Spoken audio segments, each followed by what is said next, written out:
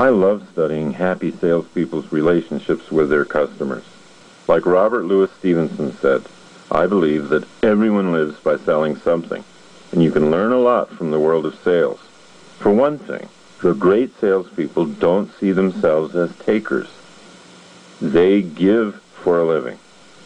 They give their time, they give their advice, they give an offer of friendship and service, they give a promise of ongoing relationship. They bring a great product to the world.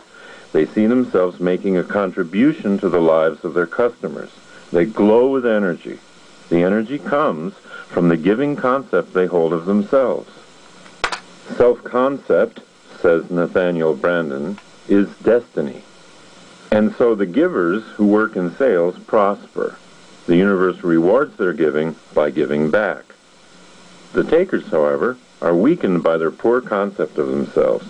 They always feel inferior to their customers. The gift of reinvention, from being an inferior taker to feeling like a powerful giver, is a shift that requires a spirited will.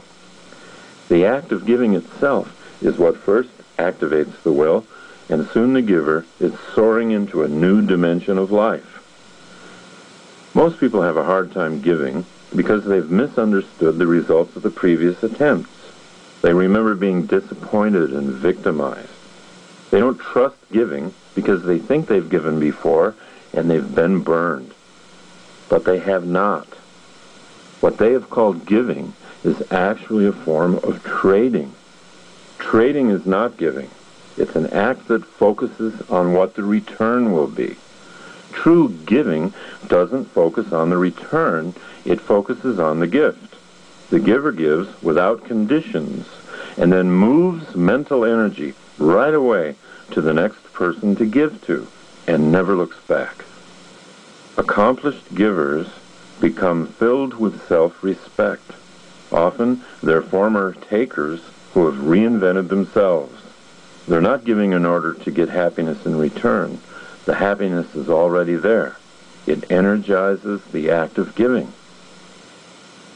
The most commonly asked question I get regarding owners and victims is, what do you do if you have a victim in your life? Most people still want to change other people before they change themselves. They still don't understand that if they were high enough on their own ladder of selves, another person being a victim would not be such a big problem. It would be an interesting situation and an opportunity for giving, but it would not be such a big problem. If some victim in our lives is still causing us that much of an emotional problem, we have become victims ourselves, victims of the victim. People can easily see victimized thinking in their spouse or their work partner. Soon they're thinking, that's the problem. If they weren't such a victim, I wouldn't have such a hard time remaining an owner. After making sure that people understand that ownership is not about fixing other people, I usually give them my favorite Gandhi quotation. You must be the change you wish to see in others. Gandhi was recommending self-reinvention as the only worthy activity in the face of a person whose behavior is a problem. If we reinvent ourselves, that person will want to follow us, saying, show me how you do that. We must be the change we wish to see in others. Inspiration is the strongest teaching tool ever used. One of the reasons Alcoholics Anonymous has had more success than any other method of getting people sober is its policy of being a program of attraction rather than promotion. They don't put pressure on you to get sober, but in case you want to, AA is there to help inspire you. Parents quickly learn this tool.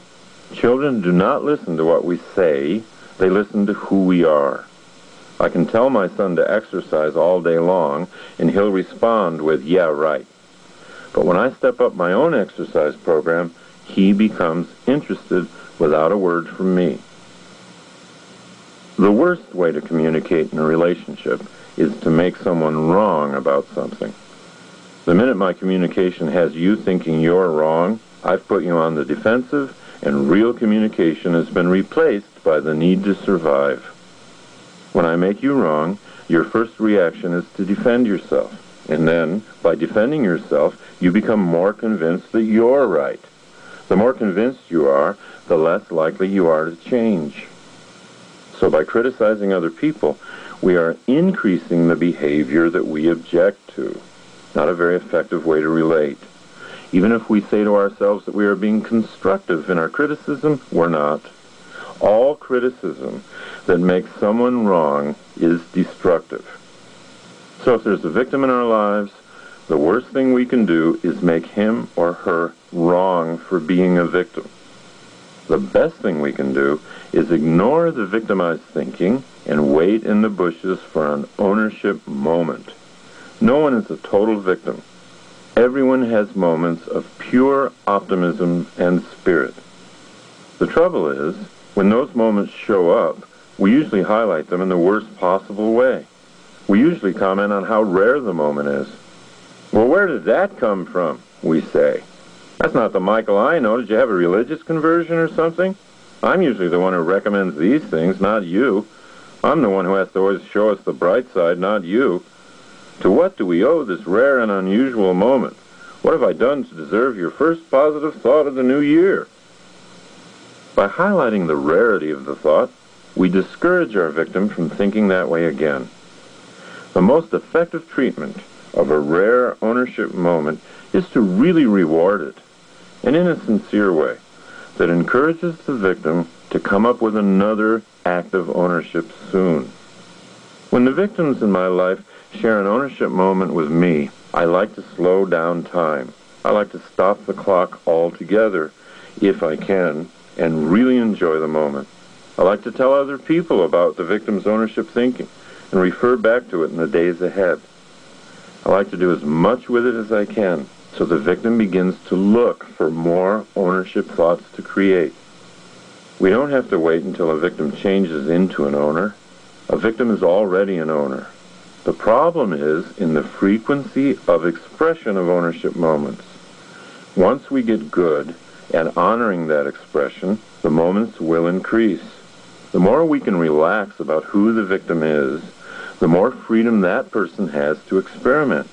Soon their old personality disappears and they learn to be strong. So how do you change a victim? Stop seeing the victim.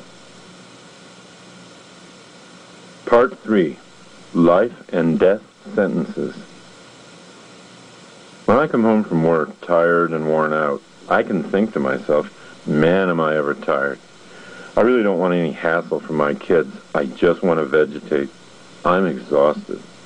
Those words will have a definite effect on the animating force within me. Or I can breathe myself a little higher up the ladder toward the spirit. I can say, I love this life of mine. My kids are fun. They're a welcome distraction after a day on the job. They're here to amuse and delight me, because the human mind is basically designed for comedy. I'll honor my pleasant fatigue and still enjoy all the little light moments and absurdities of family life. I will laugh. I may even dance. The choice for me is always there. I can own my thinking or be a victim of my thoughts.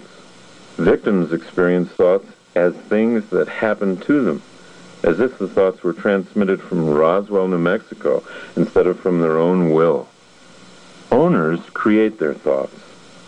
Thinking begins with chosen words, and those words then paint the pictures that fire the spirit. An inspired manager at Texas Instruments, where my partner Dennis Deaton had been teaching our courses on mind management, came up with the idea of outlawing the word they in his team meetings. From now on, they would be as inappropriate as the F word. And you might wonder, what real difference could that make? After all, they is just a word. But words are even stronger than drugs. And it was remarkable how much of the us versus them thinking disappeared when they was replaced by we in the workplace. The French have a saying, he who is absent is always wrong. The saying is insightful. Notice how the person who is not there is usually the